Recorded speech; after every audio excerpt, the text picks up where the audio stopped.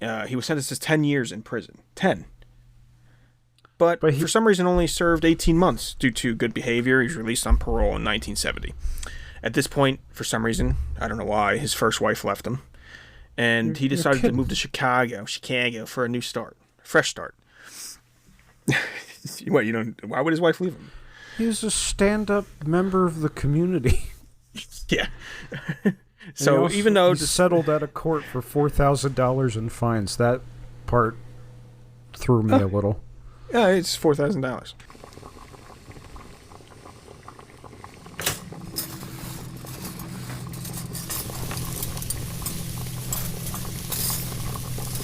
Welcome to the Conspiracy Kitchen. What's going on, guys? Thank you for joining us in the Conspiracy Kitchen, where we attempt to find the secret ingredients behind life's daily mysteries. I'm Joe, and as always, I'm accompanied by my sous chef, Joshua, aka the Cryptid Kill. No, he's already getting mad. Can we call you that? I swear to God, if you ask me that one more time, yes, you can call me that. Okay, because there's some people have said, no, we don't know. I'm just saying. Well, some people should shut up. I know what I'm about. We have one of our good fans, Steve Hammers. He said you need to fight probably Krampus first before he gives you that title back. All right, you know what? Listen here, folks. We're gonna post a video of me fighting Krampus. You will see it eventually. As soon as we film it and find Krampus and fight him. Yeah, so we have to write to Krampusnacht. Krampusnacht. And once he comes around, Josh will then lure him in by pretending to be a young child. And once he comes over to determine if he needs to get drugged to some Krampus area and get beaten, Josh will then ambush him because he won't be a child. He'd be a grown man. And they'll fight to the death, bare hands, and I think Josh will win this one. I don't think I'll kill him, though. I'll just embarrass him. Oh, you're not going to fight to the death? No, I want to make him live with it. Okay. And then you can go tell Belschnickel. But fuck Belschnickel, that homeless freak. What was his friend's name? Blackface Peter? What was his name? Yeah. I don't remember now. Yeah, something Blackface awful. Peter. Black Pete. I think that's what it was. Just Black Peter. Not Blackface Peter, just Black Peter. Well, it wasn't it was blackface. It was clearly a white short person. That was different times. It was like okay. 2 weeks ago. Yeah, but it was acceptable when Belschnickel was doing it in Germany, apparently. You know how the Germans are. Oh, they've never done anything wrong, so that's true. I don't know why they would start now. What? Maybe. But we should note that we haven't recorded in a week and a half. Yeah, it's been only been a week and a half. Hasn't been that long, but I have been busy. I started a new job. Yeah, our sous chef is now actually a sous chef. Everyone clap for Josh here. Hey, I did it. I work in the kitchen. No, it's actually I cook now. It's going with the title. I'm an actual cook now. And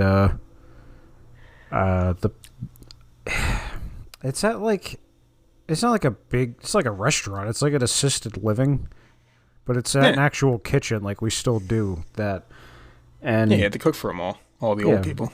I get there at, not to bore everybody, I get there at 6:30. I do prep. I do breakfast. I don't know if it's a age thing, but Joe, the amount of old people that order their fucking eggs over easy, it's all of them. It's all of them. Yeah, but I don't mind a nice trio of over easy eggs. Actually, I just do probably sunny side. I don't flip them. There you go.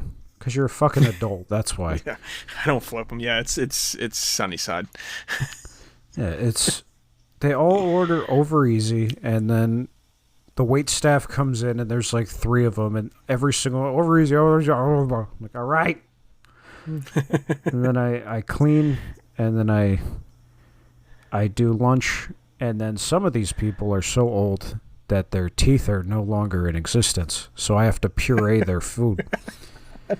So that consists of me scooping soup, probably some chicken, and a piece of bread into a blender, and just pureeing into offal, and plating it as best as I can, and just bon appetit. A piece of bread. Yeah, you got to make it a little thick for them. If it's watery, Okay. they get a little upset. Have you been complimented? Is there any been compliments to the chef? Actually, yes. Oh, nice. I've had a few, not from the residents. They can't really speak too well, but they're on their last legs, you know. But Yeah, I understand. some of the staff have come in, and they'll be like, "Hey, I want to try the food I keep hearing about," and I'm like, "Well, okay." And then I'm like, it's just the same old shit. The other day, I made a literal vat of chicken wings. There was so many of them, dude. So you get any orders for, like, I want a, just nice ribeye, medium, side of baked, some broccoli. No, because I don't work the dinner. Oh, you don't do dinner, yeah. No, I do breakfast and lunch. Lunch, usually it's a set menu. I'll have like 2 different options for each day. But yeah, that's what I've been doing. I've been cooking, and So it's you like it better than being a service writer? I still do that too. But now that's only part-time, which is nice. But yeah, I mean, this week was rough because it's new for me, but I'm starting to like it. Starting to like it. Well, Yeah. you're a busy boy now. I am. I'm all over the place. No longer a man of leisure. I have to bring home the bacon, so to speak. Yeah, and then on top of him, getting these. Yeah, obviously we have to. He's tired as shit.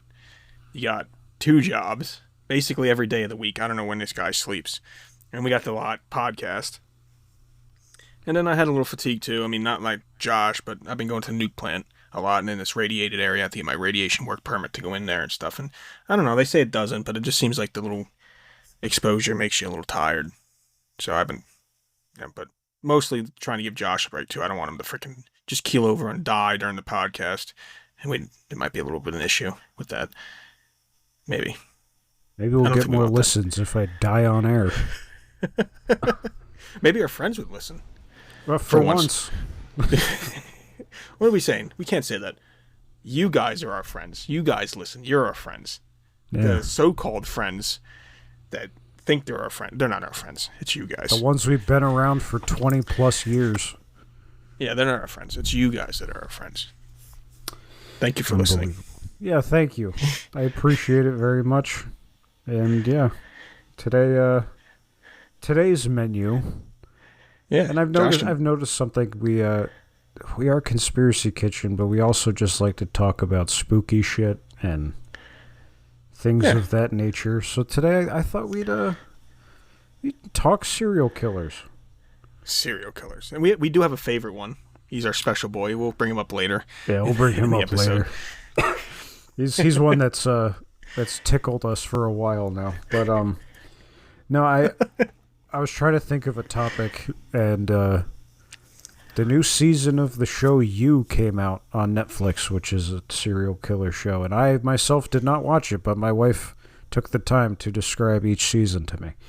So I thought, serial killers are interesting. Why don't we talk about them? And why don't we start with this one, particularly because we both just ate way too much Taco Bell. It's true. I tried out the new Taco Bell chicken nuggets. It wasn't horrible. Have you tried Probably the, won't get them again. But not to go too off topic on this, but have you tried the new McDonald's chicken selects, or the whatever Crispies they're calling it now? Yeah. I had the McCrispy strips or whatever they're called. Yeah, I had them the other day because the thing that's coming out, apparently they keep teasing it, which I used to like a lot when I was in college, was the snack wraps. So this is like the step forward. They're going to put this chicken in the snack wrap, but I hope they bring the Mac snack wrap back too. Yeah, Did you try them strips? I had them last night. It's all fast food for me now. I had them last night, and I wasn't impressed. They're nowhere near what they were before. No, not what they used to be in the snack wrap. So I'm hoping that when you do the snack wrap and you got the other crap in there, but the Mac snack wrap, they better bring that one back. I think they will. With it, Hopefully. there's enough demand for it. But yeah, speaking of food and eating, we're gonna start with Jeffrey Dahmer. He was a hungry fella. You could say that, yeah. Now, I mean, I wonder if, do you think our, like, overseas or out of United States listeners know these serial killers, or is this going to be like a first for them to hear? I wonder how big these people are outside the United States. That's a good point. Well, Jeffrey Dahmer's, I don't want to say he's a household name, but... The Milwaukee Cannibal? Yeah. Oh, spoiler That's right, alert. he's from Wisconsin. And Yeah. which means if he was trying to lure somebody in, he did it with one of the I'm going to get crucified for this, one of the worst accents ever. Have you ever heard a Milwaukee accent? Yeah, unfortunately. Oh. Hey, do you want to come back to my apartment and we could have a beer or two? Like, it's... No, I He's don't. not Canadian. Yeah, so do people from fucking Milwaukee. Yeah, it's true. We don't have any Canadian listeners that I know. Maybe we do. I don't fucking. They don't like I us. don't remember seeing them, but Not they anymore, don't like we us. don't. Not after the ship. Yeah, saying they can't build a ship. Well. So yeah, go ahead. No, I was going to say, just backstory on him. He was born in 1960, but he was active, so to speak, from 1978 to 1991, where he murdered and dismembered 17 men and boys, primarily targeting young men of color. Yes. Or just Yes, he was- whoever looked tasty at the time. Yeah, he was into necrophilia and cannibalism, you could say, I guess, right? Yeah, he did this weird thing, and mind you, he lived in an apartment. So all of this happened maybe feet away from other people Yeah. in the next place over. Like, he would turn a lot of his victims into zombies. He would drug them, and then he would drill into their brains with a power drill and then just dump acid in there to kind of make them like a walking zombie, like they couldn't think or anything. And he would just do whatever he wanted. Yeah. And just people next door just none the wiser. Yeah, but he would preserve their body parts, too. He would. His fridge was full of body parts. When they finally caught on and they searched his apartment, it was just full of just severed heads and all kinds of shit. You ever think he had any guests over that he wasn't going to actually kill? And then just, they're like, oh, yeah, let me get a beer from the fridge or something. And they walked over there and it was like, oh, fuck. What is this? Hey, Jeffrey, I'm looking for the beer. Well, I don't see it in here. Oh, it's behind a severed head. All right. Well, Yeah, there it is. He would preserve their skeletons too, didn't he? Did he? I think, yeah, he did. He would keep a lot of shit in his closet. Yeah, so like that's where the term skeletons in the closet. That is a big closet. He used to he preserved their skeletons and other body parts in the freezers and the fridge. Nibble on them, I guess, a little bit. Yeah, a little midnight snack. Why not? But then the neighbors started complaining about smells and things like that. But he had 17 victims that we know of. And this one, it shouldn't make me laugh, but just the way it's described, it's one victim was Stephen Toomey, something like that, in 87. He met him at a bar in Milwaukee, took him to a hotel. Dahmer was questioned. He claimed that he killed him unintentionally during a blackout, later dismembering and disposing of the body. Now, how do you unintentionally dismember somebody? Well, listen, sometimes you just don't, you black out, like he said, whatever, drunk, I guess, right? Not to that extent. When?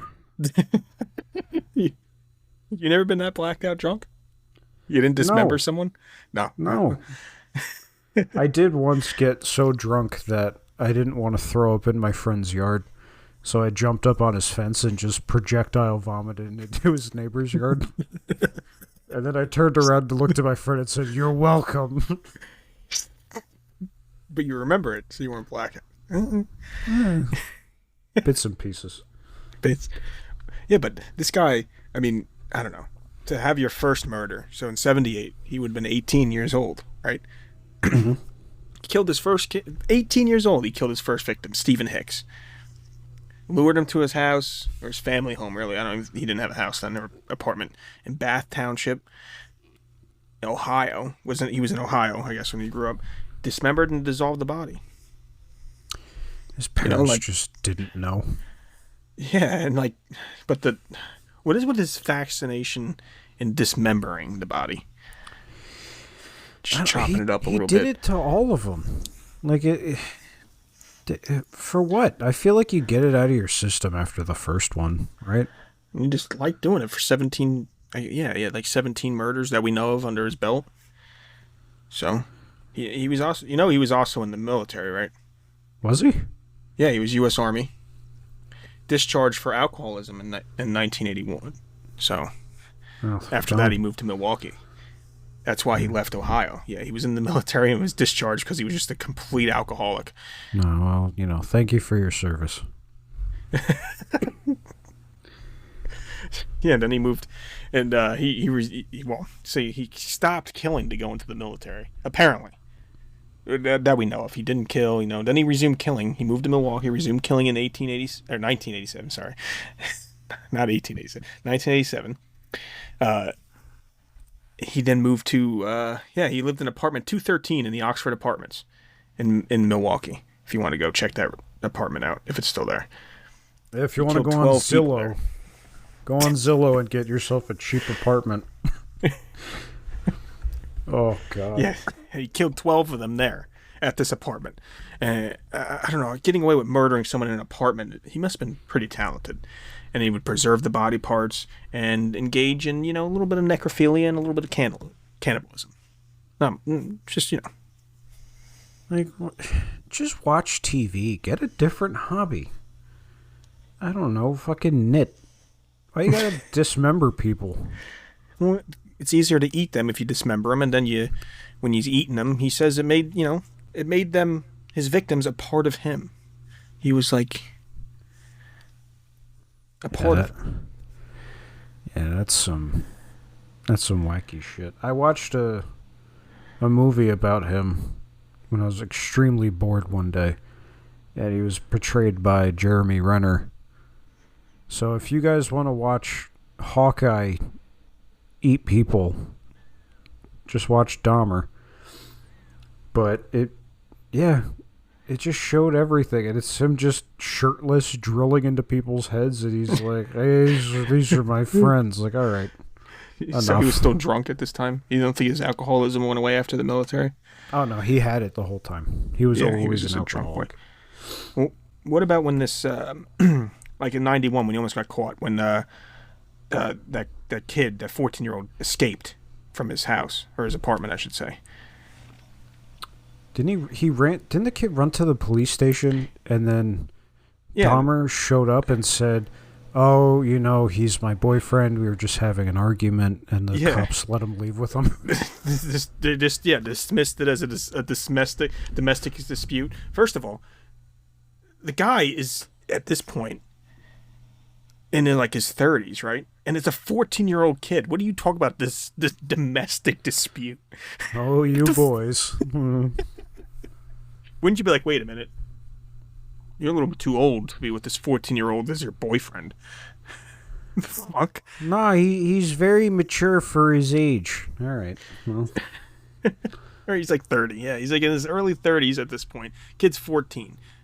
And then, of course, he just kind of, right after that, was like, "You bastard, you piece of shit for leaving." He killed him anyway.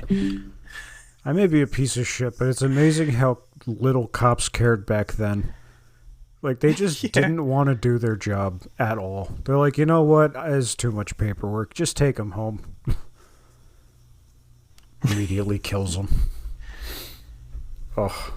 Yeah. So he like his motive apparently was, again, like you were saying, he wanted to have complete control in a relationship, so he'd make them zombies by, drilling in, injecting acid, and hoping to make them submissive partners. But I mean, I guess the brain don't last very long when there's acid poured in it through the top of it. I mean, like, you may have a good 10 minutes. You may have a good 10 minutes and 58 seconds. I'd never tried it, but, Huh? No, but you never tried it, right? No. No. But, yeah, so he's a hungry fella. So that's him. And then he went to prison. He pled guilty, but insanity. Convicted to 16 life sentences without parole, and then he was just living out his time, and he got killed by another inmate.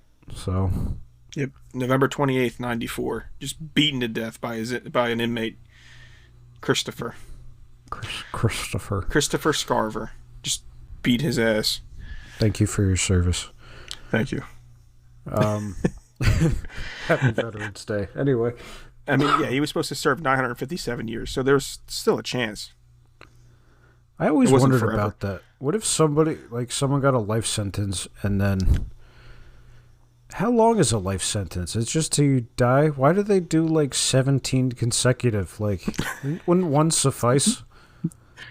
I've always wondered, is there a technicality in that? It's a life sentence until you die. What happens if you die and then they're brought back? Like, if you're clinically dead, but then they bring you back, can you just be like, all right, well, that was a life, so now I'm on my way? That happened to a guy. He died, and then they revived him, and he's like, well, technically I served my life sentence, so you got to let me go. And they're like, oh, you're funny. But he's kind of right. I mean... He's kind of right. I would get a lawyer. Yeah, I'm not trying to advocate for the criminal, but he's not wrong.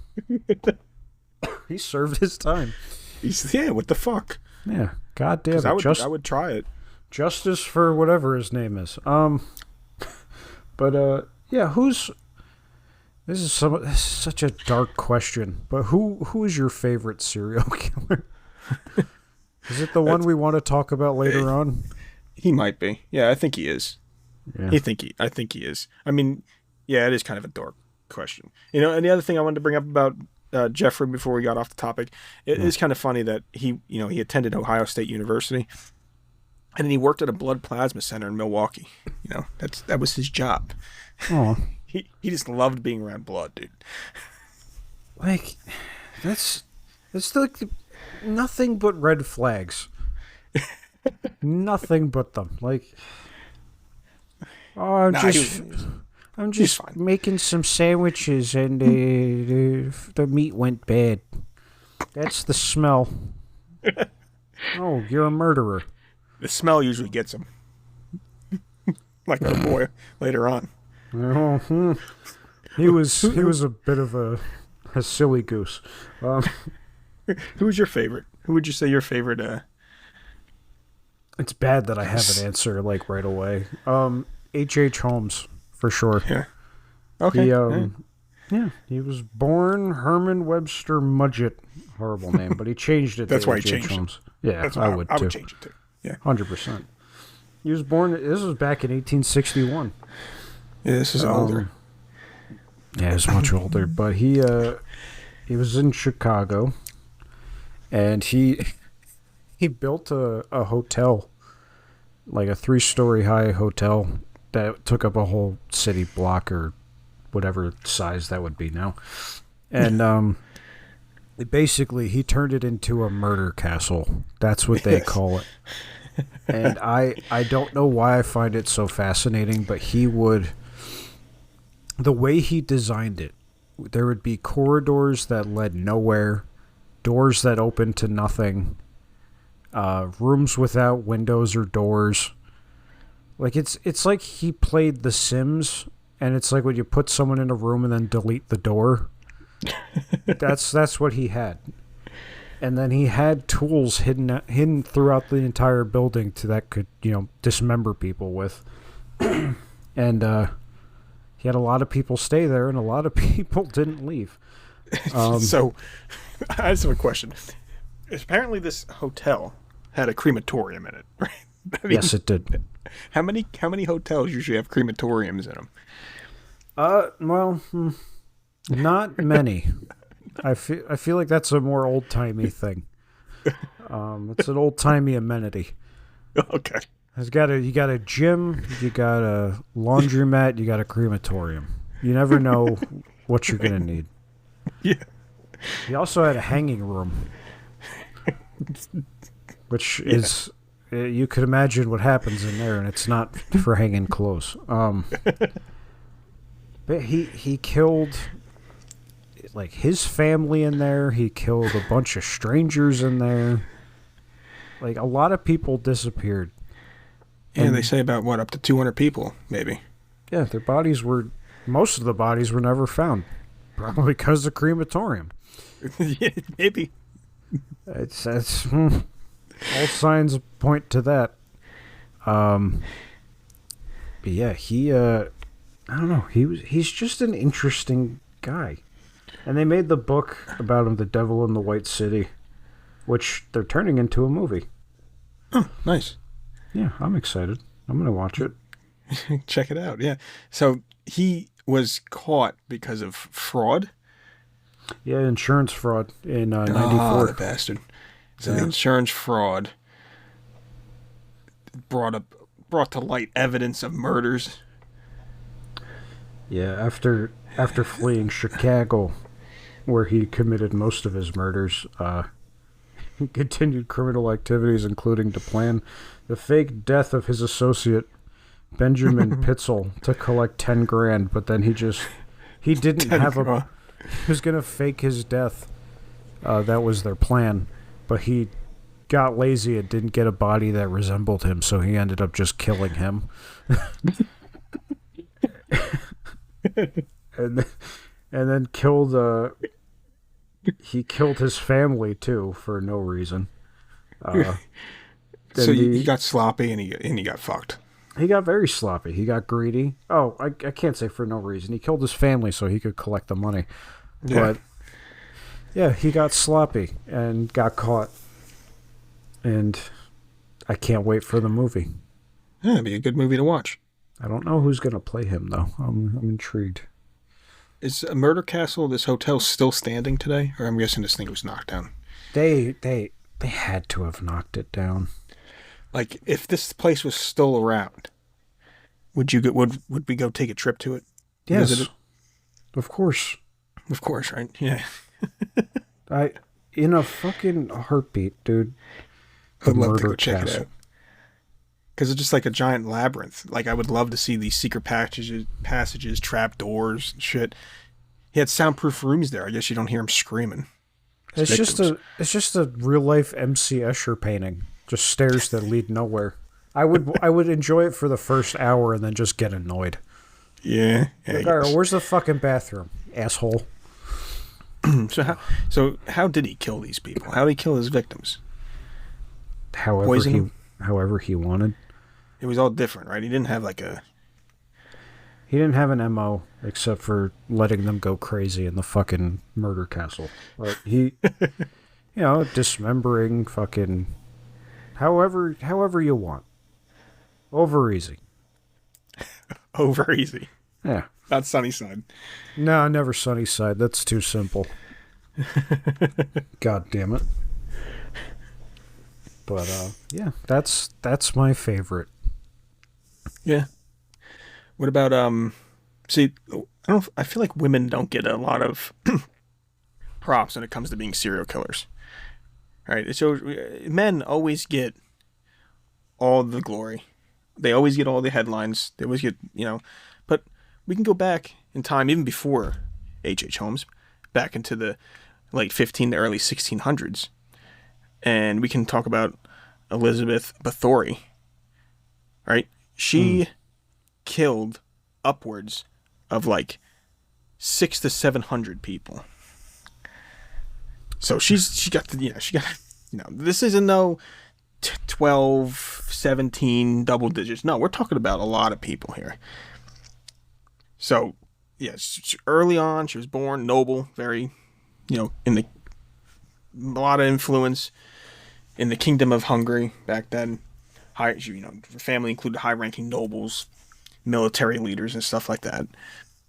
She was then married at 15 to a military commander, which would be about 1575 when this happened. And she had 5 children. Some of them, I think 3 made it to adulthood, 2 didn't. But, back then, you don't really get to live very long sometimes, I guess. You can die from pretty much anything, right? I mean, yeah, 12 is considered old age. Yeah, I mean, 15 she was married, and that was probably an old marriage. Like, oh, you're not married yet? What the fuck's wrong with you? But apparently she was very well educated, too, on top of it. Got pretty much anything she wanted. And just lived in this freaking nice, like, castle-esque building. And then she would lure minor noble women and peasant girls, mostly, to the castle under, pretense of, like, oh, education will teach you. I know a lot of things at work. And then she would just lose her mind on these people. The freaking, what she did, it was just torture on top of it all. She would beat them, burn them, mutilate them, cut them with scissors and knives. She would we'll just do something different. We'll starve them to death, see how that works. Freeze them to death, see how that goes. And then on top of it all, for whatever reason, I guess she wanted to look younger. She would, get their blood together in a nice tub, collect blood, and then she would bathe in the blood of these young women. She thought it would basically preserve her youth. She wanted to look younger, if you will. Did it work out? I'll be honest, going by these paintings, it did not work. It didn't work out. No. So she's got a forehead like Nicolas Cage. Like, it's a big forehead. I'm just saying, she's not a looker. Yeah, so, like, she was doing it too much. I think that was the problem. She just didn't care. She just kept taking them all in. I mean, yeah, back then it was harder to prove, no DNA and all this other shit. But they were like, why the fuck is she, like, where'd all these women go? Like, my daughter went to the castle the other day. She's gone. Oh, yeah, my daughter went to the castle. She's gone. So that happened. Rumors started spreading around. They're like, she's getting kind of suspicious. Maybe we should check on Elizabeth over there. And then, obviously, rival nobles and stuff would be like, yeah, let's fuck her. You get her thrown out of there. And, then she was arrested, along with all her accomplices, and about 300 witnesses testified beyond the courts here, or for the courts here. Like, she would, and then not everyone she killed, because a lot of these testimonies are from people she would torture, like servants and local villagers, and let go. So, I mean, you're not gonna win. So why did you let them go? Because she just liked to be, I guess, a pain in the ass. Yeah, she's gonna saw your leg off, but you don't. You can leave, hop home. Don't tell anyone. And then she wasn't. So then she's convicted of murder, and the servants that were, with her, that were helping her, they were convicted and executed. Some of them were tortured for whatever reason, but they would just convict them and execute them. She, Elizabeth, she was never actually formally convicted.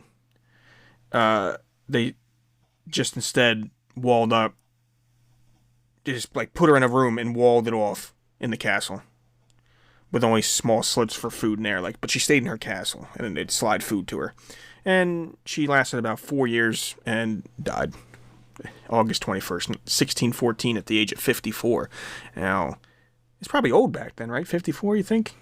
Probably. Yeah, back then, yeah, that's ancient back then. Yeah. So, I mean, there is some conspiracy behind this. They think that maybe her wealth and power threatened rival nobles, and they set her up. This was all, like, set up.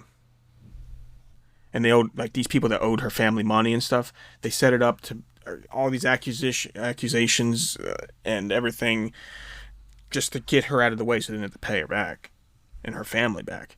That was the big conspiracy behind it all, and maybe she didn't kill 600 to 650, but apparently they're definitely saying she killed at least 30 to 80. And then the other number is debatable depending on if you believe the other nobles, if it was more of just them trying to get back at her, or if she actually did kill these people and they were just saying the truth. But yeah, I wanted to bring her up because I just wanted that women don't get their time in the limelight when it comes to being serial killers. No, because they're usually getting murdered. It's true. Not trying to be a dick. They're just a lot of times they're main targets. They're the ones getting murdered. Yeah, they're the target most of the time. Yeah. But, except for with our special boy. Special boy, yeah. It's definitely not for our special boy. But speaking of another special boy, if I may. Yeah, go ahead. You've heard of Jim Jones. Okay. Have you? No, not really. Oh. Well, I don't think so. He's not a murderer. He wasn't, I should say, a murderer per se. But he is responsible for the death of like 900 people. Oh. Yeah, Jim Jones is the leader of the People's Temple, an infamous cult. And he was a religious fanatic, and then he would meet with, high-ranking people in society, not presidents, but like government officials, famous people. He would talk with them, and then he would go back and talk to his congregation and just twist every word to be like, you see what they're doing to our country? Like, this is what's going to happen. Like, scaring people. Mm-hmm. To the point where he was like, we're going to move the whole congregation to Guyana, and it's basically going to be heaven on earth. Like, you'll have everything you need. So a bunch of people went, like a shit ton of people, well over 900 people. And then it was great for a while, but then he told everybody, you could live here, but you have to give me your passport, which, red flag, right the fuck there, big old red flag. But they did it, and he's like, if you ever want to leave, you got to come and tell me why you want to leave, and I'll give you your passport. But there was like recordings of him like going off on people, like, why the fuck you want to leave, like dumb shit like that. So this guy is where the drink the Kool-Aid comes from, right? Yes, this is... Yeah. Yeah. Because, cyanide-laced flavored aid. Flavor aid. Yeah, it was a... what was it? The day was... I think it was a congressman went to see what was going on there. Because he had heard about, Jonestown, so we wanted to check it out. And, all the people there put on a show, basically, with big old smile. Oh, why is there a car alarm going? Oh, my God. Anyway, sorry about that. How rude to be interrupted like that. I know. Fucking ridiculous. But a congressman went to check it out. He heard about it. And everybody put on a show with big old smiles, like, this place is great. And then somebody had slipped this guy a letter basically saying, please help us get out of Jonestown. Mm-hmm. And then he went to the airstrip where he was going to take a plane home, and a truck pulled up with a bunch of militia that shot and killed them all. So he didn't make it. Mm-hmm. And then the rest of the militia was back in Jonestown, and basically Jim Jones was telling everybody, like, you need to drink this Kool-Aid. And either you drink the Kool-Aid or you're getting shot. And 900 people died. Yeah, 304 of them were kids. Yeah. There's recordings of him saying, if you're old, to help the kids, give it to the kids. Like, it's really creepy shit.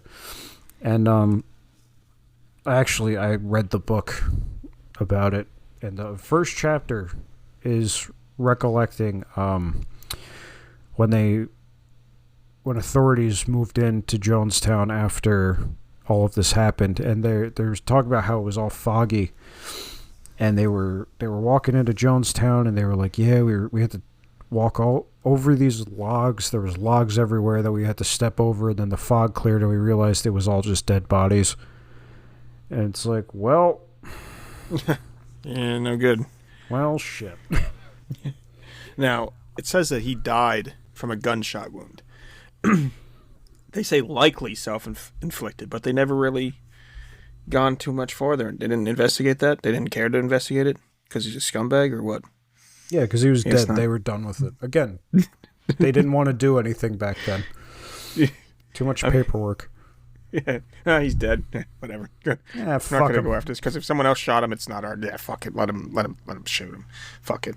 It's not our jurisdiction. Yeah. But, Yeah.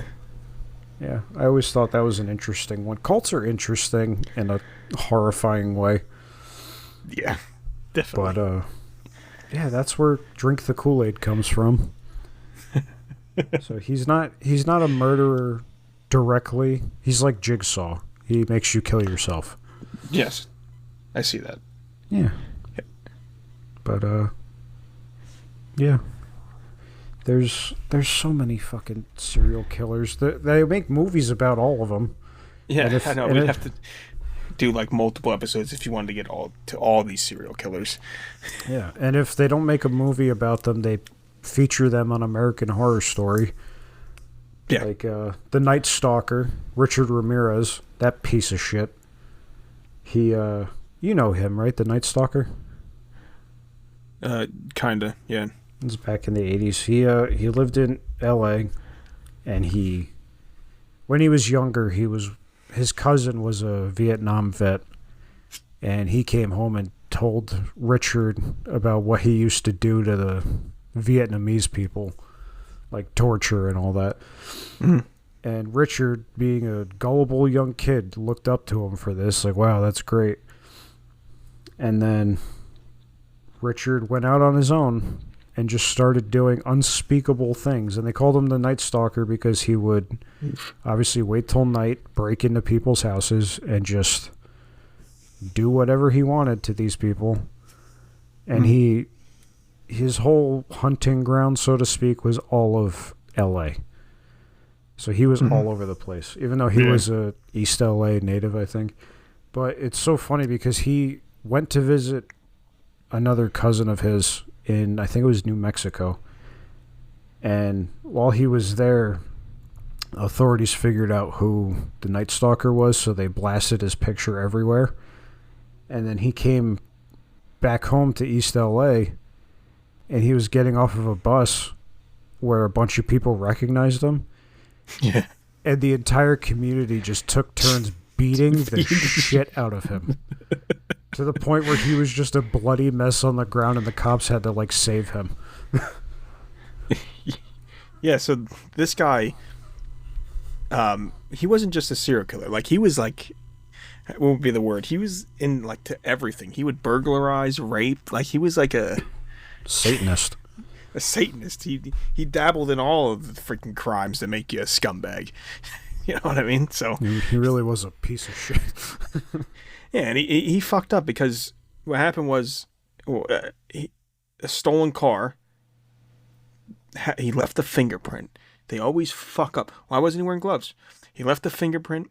It matched him from his mugshot. They got him from when he got arrested for something else, and they released the name and photo publicly. And when he was in East L.A., the residents saw him and they saw that he was, released publicly by the cops. This is the person, and they just fucking chased him down and beat his ass. Just awful.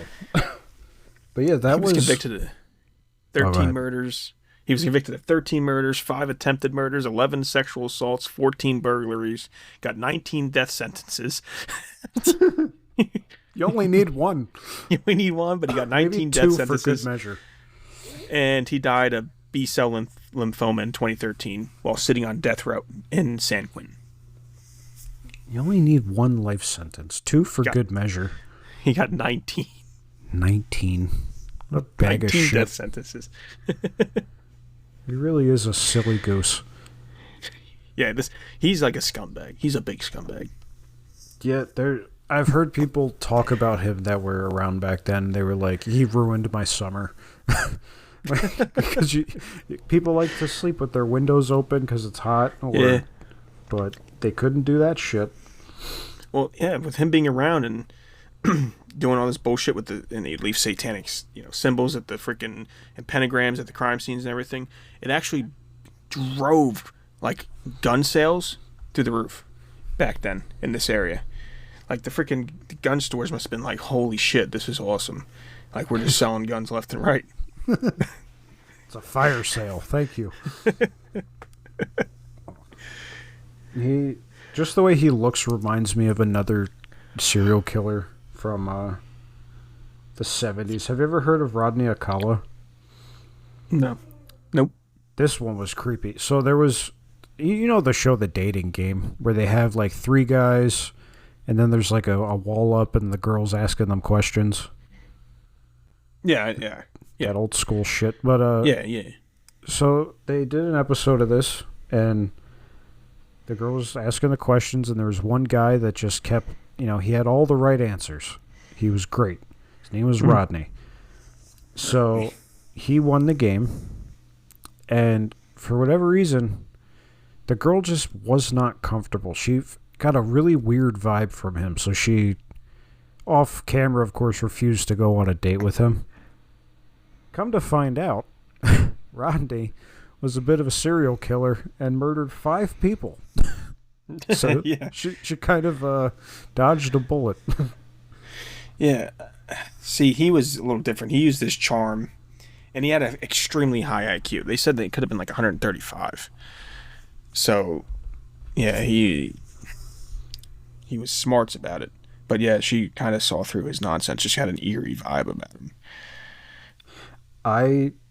I'll be honest, I watched the episode, and he is very charming. But yeah, you get a vibe right away. Like something's off here. Yeah. There's nothing behind his eyes at all. Yeah. He started out with an 8-year-old, though. It's, again, piece of fucking shit. Yeah. I'll never understand it. Yeah, it's fucking bullshit. But yeah, he killed he had what? There's 5 people. 5 total. Yeah. That we know of. Piece of shit. That we know of, yeah. Yeah. 12-year-old, 8-year-old. I'll never understand it. Like, maybe it's a good thing that I'll never understand it because I'm not a serial killer. If you understood it, yeah, I'd be like, yo, what the fuck? Yeah. But like, especially a child. Like, they do nothing wrong. Yeah, there's no reason to, yeah. It's fucking bullshit. And another thing, like, they kill animals. Like, why? Why? Well, that's the first step, right? They always say, like, that's the first step. Well, they torture the animals first. Apparently bedwetting is the first step. Oh, bedwetting's the first step. Okay, yeah, I got you. Which graduates into killing animals, which graduates into somehow. I don't know where they take that fucking leap. Like, oh, I pissed on my mattress. Let me go kill a squirrel. Like, where does it? I don't know. But I read it. Like, yeah, that's the logical steps. And then it's like, all right, well, that sums up to either every child in America or every drunk in America because they've all pissed their bed at least once. Yeah, it's funny. There's a lot of 70s serial killers, right? A lot of them are from the 70s. I guess it was a time to get away with it.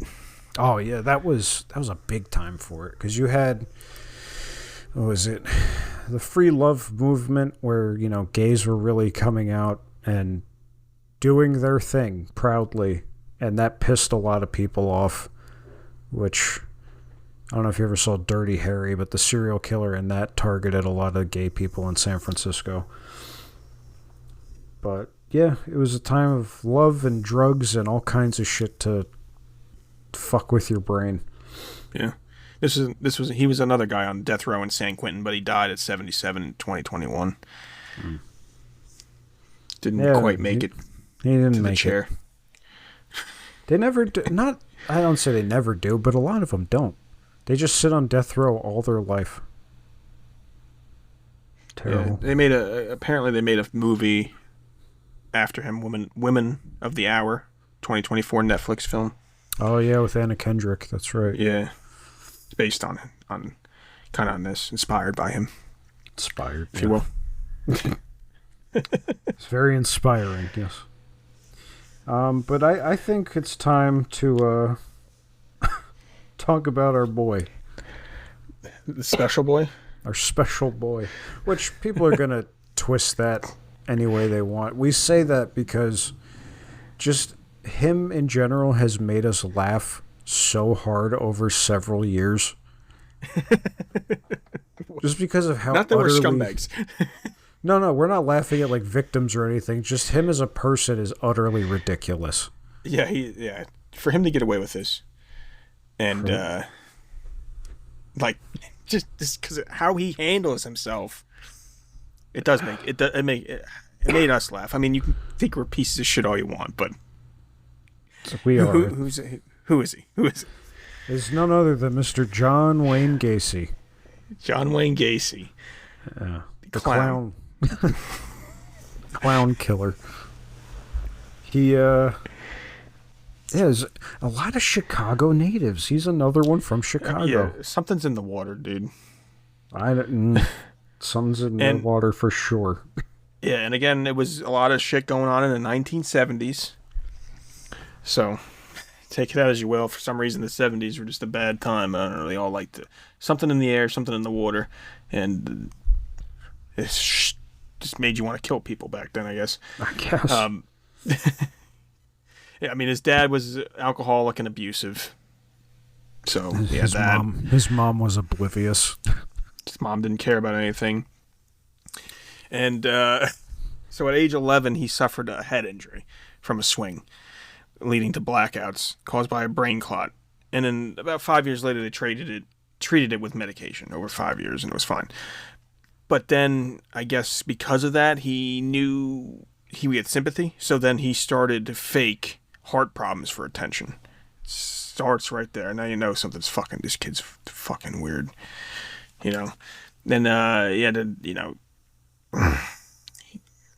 he experienced identity crises. He didn't know questioned his masculinity. He didn't know what was going on. So I mean, yeah. He graduated from a business college.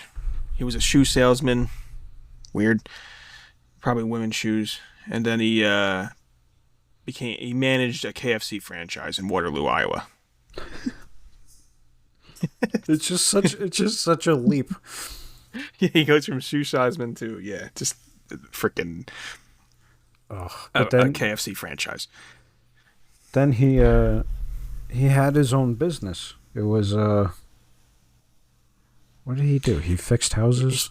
He started a construction company, but that was later on. So yeah, he was he had he was married first. His first wife's family owned that KFC franchise. He managed it. And then in 1968, he was convicted of sodomizing 2 teenage boys in Waterloo, Iowa. Didn't murder anyone, just, a little sodomy, like a scumbag. He was sentenced to 10 years in prison. 10. But for some reason only served 18 months due to good behavior. He was released on parole in 1970. At this point, for some reason, I don't know why, his first wife left him. And he decided to move to Chicago for a new start. Fresh start. What, why would his wife leave him? He was a stand-up member of the community. Yeah. So even though he settled out of court for $4,000 in fines, that part threw me a little. Yeah, it's $4,000. It's like the $10,000 for a life insurance policy you'd risk going to prison for. But I guess in the 1800s for your boy Holmes over there, I guess maybe it was more worth it than $10,000 back then. I don't know. Yeah. But yeah, he moved to Chicago and got rid of that. Tried to start a new life, and that's when he started this. It was pretty successful too. This construction business, PDM Contractors. He remarried, and actually became like a respected community figure. People liked him, even though he was, a convicted sodomist. He volunteered as a Democratic precinct captain, and entertained on the side. This is where this comes from. Is Pogo the Clown at local events. It's so creepy. I love it.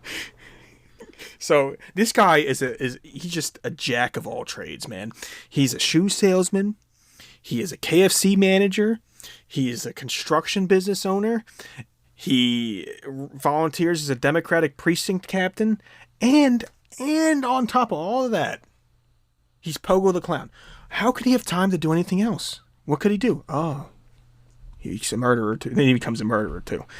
So how does he have all this time? Well, if I may, I just want to add something to before he got convicted of sodomy. Sodomy? Okay. The way they found out it was him, they fucking kids around town were saying, "Oh, there's a guy driving around, calls himself John. He's trying to pick up kids." They say it's old John, and then people put it together that it was John Wayne Gacy, and the cops would just sit outside his house and wait for him to fuck up. Yeah, he does it a lot. Oh God, but yeah, he's a respected member of the community, which really it speaks volumes that don't let your past define you. You could always reinvent yourself. Yeah, and then become worse. Well, so he would basically then lure vulnerable young men, usually runaways or even employees of his construction business, back to his house. Typically trying to say, hey, you want to see some magic tricks? For whatever reason, he tried to bring him to magic tricks as a clown or job offerings for other people to be part of his construction company. He would, trick them into wearing handcuffs and all kinds of other crap, and then he would just torture, rape, and kill them like a piece of shit. Usually strangle them to death. drown them in a bathtub. Yeah. Drown them in the bathtub. So this is where he gets sloppy. The problem is, so you have to do something with these bodies, right? And now they're piling up. He's probably about 33 victims or something total. So disposal. His basement in his house for whatever. This is where in the basement. Somehow he convinces at this point, I guess he's living with his mother at this point. She has to buy a house with a basement. Now, they don't need a basement, but he still somehow, whatever, gets her to buy a house with a basement. I just want to be a fly on the wall during that conversation. So, but Mother, we're buying a new home. But John, what's wrong? We need a new home with a basement. Can't be on a slab. No way. No slabs. But John, I was always very partial to just single floor homes. It needs a basement. For what, John? What could you for storage? I don't know. Oh, that John. Yeah, we don't need that much woman. storage. Yeah, but John, we don't have anything to store. We need a basement. New home with a basement. With a basement. So 26 of these victims he buries in the crawl space. Some of them, 3 more were buried elsewhere on the property. And then some I guess he starts running out of room. So he dumps them in the Des Plaines River. Those... And you would think the ones he didn't have on his property would be the reason he gets caught. But it's not. So they kind of have a suspicion because of him sodomizing little boys before, or young men. I think they were teenagers. Boys are going missing or whatever.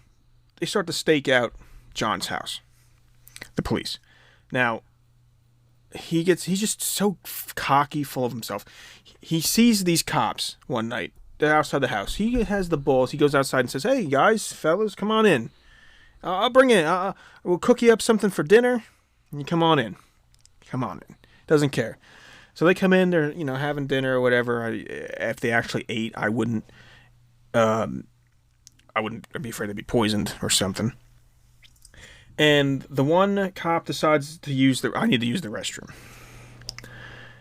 He goes into the restroom, and in the garbage can, there's something's in the garbage can from one of the kids. I forgot what it was now. It was a tag off of their clothes. A tag or something. Yeah, like why would that be? Just leave it in the garbage can there. And like, oh, this is odd. Why is this in here? And then what really gets him in is the heat kicks on.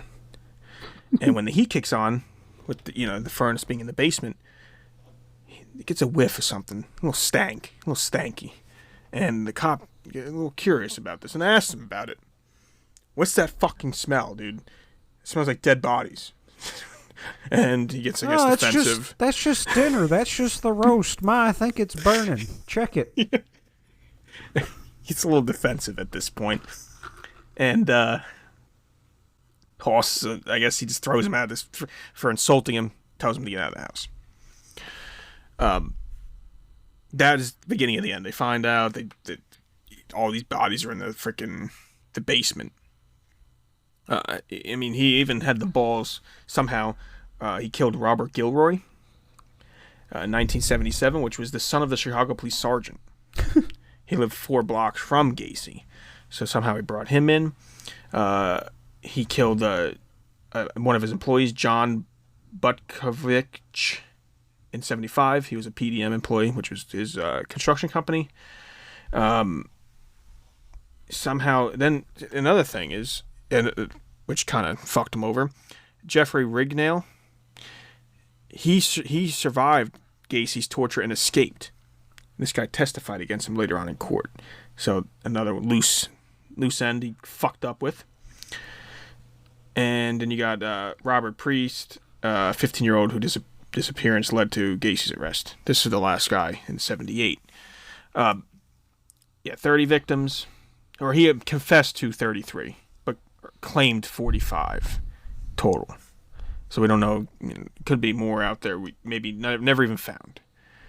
But this guy, what a psychopath he is. His first known victim, Timothy McCoy, he killed in January of 72. Gacy's first confirmed victim, he admitted to it. Just the quote he gives, he says, he describes the killing. He said it gave him a mind-numbing orgasm and realized death was the ultimate thrill when he first did it. Fucking weird, dude. Fucking weird. So this guy owned and ran a KFC, huh? Yeah. No. His wife's family owned the KFC. He was the manager. Thankfully, I'm a Popeyes guy. But all right. Oof. But that it speaks volumes for, serial killer, and it speaks volumes for basements everywhere. If you know someone with a basement, steer clear. Yeah, if their basement has dirt floors that you can dig up, stay away. Stay clear.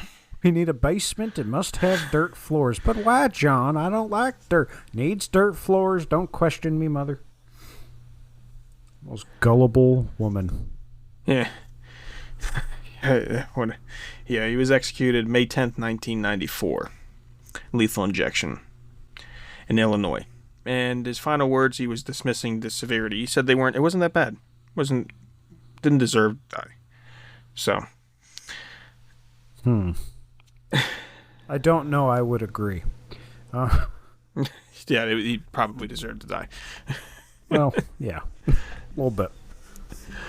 But he was just... the reason we bring him up as being like our special guest of the episode is that, he brought us a lot of... Not, like, again, you were saying, not making fun of the victims, but he brought us a lot of laughs. Just the way he went about himself. Being a clown. Freaking just bringing the freaking cops right into your house and then just completely fucking yourself. If you never invited them in for dinner, they had no evidence. They had no way of, at this time, doing a search warrant, doing anything to even get into the house. They were just watching him. They just had a hunch it was him due to the fact that he had previous conviction for sodomy and then, teenage young men going missing. The guy's a dumbass. I don't think he had the same IQ as some of these other serial killers, right? I don't know. No. Well, he did hit his head in a swing accident. Oh, yeah, so we can't blame him. He had a swing accident. Jesus. At 11 years old. Poor kid. Piece of shit. Fuck him. And then say, oh, you want to see a magic trick, and lure him into the house. Here, put these handcuffs on. Fucking ass. You want to see a magic trick? You want to read a dirty magazine? Come to my weird house.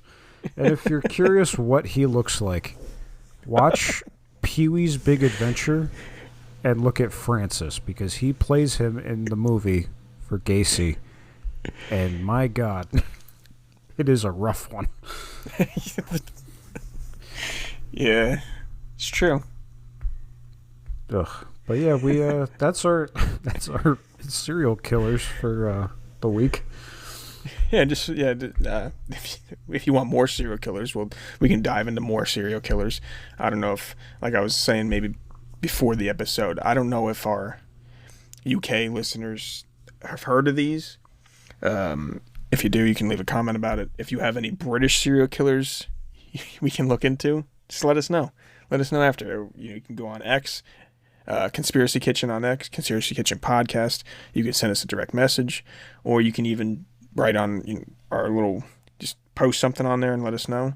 Instagram, we're on Instagram too.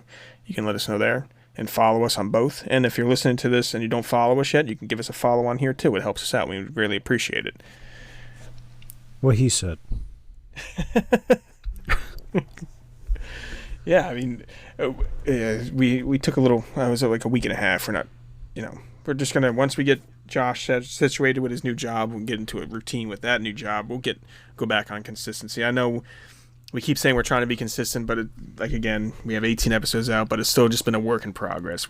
Our lives are pretty busy, but we really do want to continue to do this and give you guys laughs during the day, during your commute or whatever you listen to us, and keep life better, interesting, give you new topics, not really just have fun with it. Yeah, I think the next episode will get more conspiracy heavy. We'll have to discuss, but yeah, I don't know, serial killers are always an interesting topic, I think. Exactly. And cryptids. What cryptid can you kick the shit out of now, Josh? We didn't talk about one. We need to bring up a cryptid. All of them. All of them. I mean, as a serial killer, I wouldn't constitute as a cryptid, but... No, I wouldn't constitute as cryptids either, but like a different cryptid. Do you have a cryptid off the top of your head right now you want to kick the shit out of? The Yeti? I don't know. Maybe we probably talked about the Yeti. In the Dyatlov Pass, I think. You can't kick the shit out of that Yeti. Fuck you, yes I can. He's busy snow making Yeti? snow cones. Fuck that big hairy idiot. Well, yeah, we're going to try to get a conspiracy out and try to come up with some different views on those conspiracies, maybe in the next episode. But yeah, I think we got enough serial killers in there for today. If you want to hear more serial killers again, just let us know. And maybe if, any of these serial killers had some Ovaltine, they wouldn't have been so freaking horrible in their lives and would have been happy and didn't have to actually kill people. Well, I suppose. I mean... I know it stopped me from trying to kill people. That's a good point. I've never felt the blood urge while chugging a cold glass of Ovaltine. I was pretty content, as a matter of fact. Yeah, exactly. So, later, guys. Bye.